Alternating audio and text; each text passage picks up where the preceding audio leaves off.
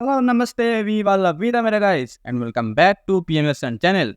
सो आज हम लोग बात करने वाले हैं मैडम वेब के बारे में, जिनका सोनी की तरफ से एक ट्रेलर आया है और वहाँ पर यह भी दिखाया गया है कि ये मैडम वेब हमारे स्पाइडरमैन से कहीं ना कहीं कनेक्टेड है।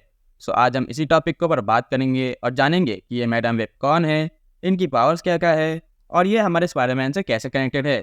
सो चलो देर किस बात की, फ़ोन को लेकर किसी एक जगह पे बैठ जाओ और वीडियो को स्टार्ट करते हैं एक छोटे से इंट्रो के साथ।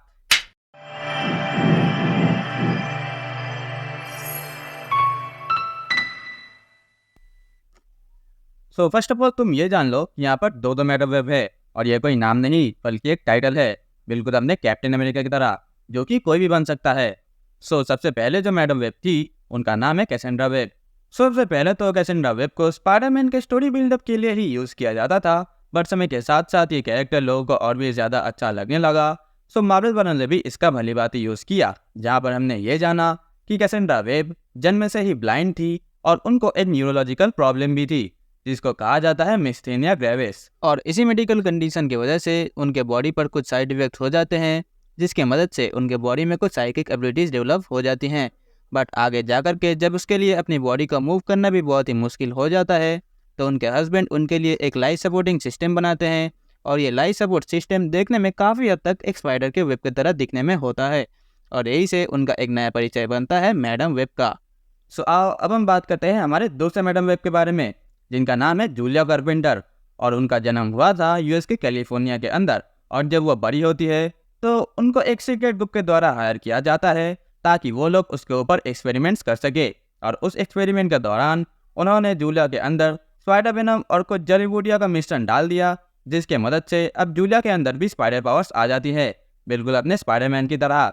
सो इसी के साथ जूलिया कारपेंटर बनती है एक नई नवेली स्पाइडर वुमन। लेकिन इसके बाद जब कैसेंड्रा वेब की मौत हो जाती है तो वो मरने से पहले अपनी सारी पावर्स को जूलिया के अंदर ट्रांसफर कर देती है, जिसके मदद से वो भी ब्लाइंड हो जाती है और वो उनके सारी पावर्स को प्रोसेस कर लेती है। तो यही थी इन दोनों की ओरिजिन। तो आओ अब बात करते हैं इनके पावर्स के बारे में। सो मैडम वेब के पास साइकिक एबिलिटीज़ है, जैसे कि टेलीपैथी और प्रीसाइंस वगैरह वगैरह। वो अपनी टेलीपैथी की मदद से किसी के माइंड को रीड कर सकती है। वो अपने सर्जरी की मदद से जब वो अपने अंदर फील कर रही है वो किसी और को भी फील करवा सकती है। एंड काइंड ऑफ मान लो वो किसी के दिमाग को भी कंट्रोल कर सकती है और वो अपने कॉन्शसनेस को बाहर निकाल कर ट्रैवल भी कर सकती है, जैसे कि डॉक्टर स्ट्रेंज करते हैं। मैडम वेब ब्लाइंड होने के बावजूद भी अपने आसपास के चीज़ों को देख सकती है, बल्कि वो तो कई मीलों दूर के चीज़ों को भी देख सकती है और वो अपने सामने वाले के पास्ट और फ्यूचर को भी देख सकती है, just like a fraud Baba.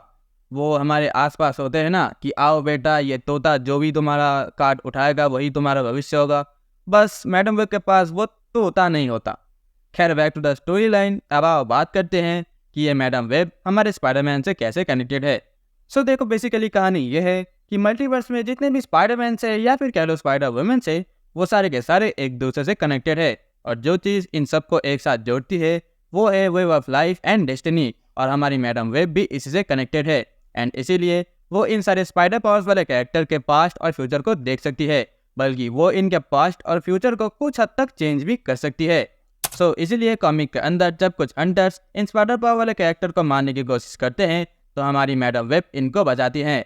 And lastly अगर हम बात करें मैडम वेब के ट्रेलर के बारे में, तो यहाँ पर भी हम 3 लड़कियों को देखते हैं जिनके पास स्पाइडर पावर्स है, और यहाँ पर हम एक और कैरेक्टर को भी देखते हैं जो कि स्पाइडरमैन की तरह देखने में तो है, बट असल में वो इसका विलन है। अब वो इन 3 लड़कियों को क्यों मारना चाहता है और इसके पीछे रीज़न क्या है, वो तो मूवी देखने के बाद ही पता चलेगा। एंड ऑनेस्टली अगर मैं तुमको बताऊं तो ट्रेलर के रिव्यूज़ तो भाई अच्छे आ नहीं रहे हैं, एंड मुझे भी वो उस विलन के जो स्पाइडरमैन का सूट है वो थोड़ा सा अच्छा नहीं लग रहा। बाकी मूवी देखने के बाद ही तो पता चलेगा। सो देखो ये तो सिर्फ मेरी ओपिनियन थी, सबके ओपिनियंस अलग अलग होते हैं।